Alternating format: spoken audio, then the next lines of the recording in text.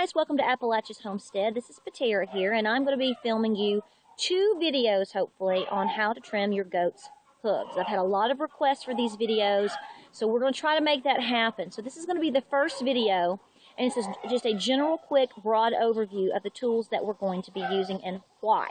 So I'm going to go over that, and then we're going to go into the barn, and we're going to see how it goes as far as trimming. We've had some go very well. We've had one where one of the goats got a little nervous, but they're pretty spoiled, so we spoil them pretty good, so they should be pretty calm. So hopefully we'll get some really good pictures, if not a really good second video for that. But the first thing that I want to talk about is the tools and items that you're going to be needing in order to successfully, trim their hooves. Now, if you've been doing this for a long time, you're like, whatever, girl, I got it down. If you're new to it or have never done it before, I chose to buy a whole package set from Hoger online.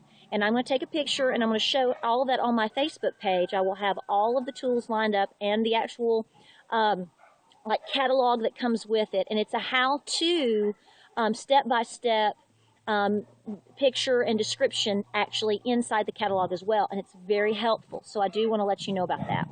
But just real quick, there is about 5 items that you need, potentially only 4. And I just want to tell you right now that my first trick in being successful in trimming hooves is treats.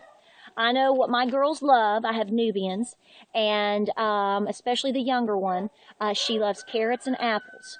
So I reserve the best treats for special days and special events because it really does help in keeping them calm, and we give them bite-sized pieces just to help calm them down and keep them distracted, to help me move a little bit faster.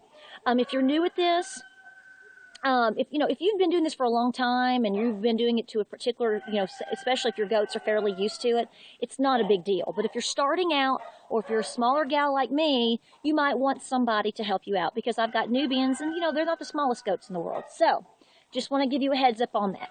But the first actual tool that I got, and I'm throwing everything on the truck here, but the first actual tool that I got in the set that you will be using is this right here, and it's like your brush and pick. You have to be able to clean and brush and scrape out your hooves before you start trimming.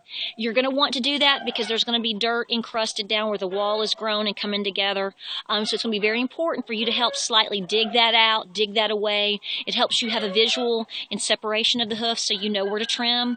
If you don't get this, I still have the sticker on one side. If you don't get this, you're going to be tempted to use your trimmers and the end point, and you do not need to do that. So I want to give you a heads up on that. So you're going to be brushing out, picking out, getting a visual. This is like your pre-prep tool, okay? The next tool is obviously going to be your trimmers, and these are sharp, and they are awesome, and they are Teflon treated. You can sharpen them. I'm pretty sure this is one of the best, some of the best ones that they have, of course, in the set. Again, I would highly recommend you not go cheap on something like this. To me, there's just some things that you splurge on, and I think really good tools for something like this, especially if you're a newbie, is very important. So just to give you an idea, you look like you're going pruning, right? But you're not. Well, kind of. Then the last thing you're going to be using is your plane, which is basically like a big file. So this is what you're going to help level out the bottom of the hoof with.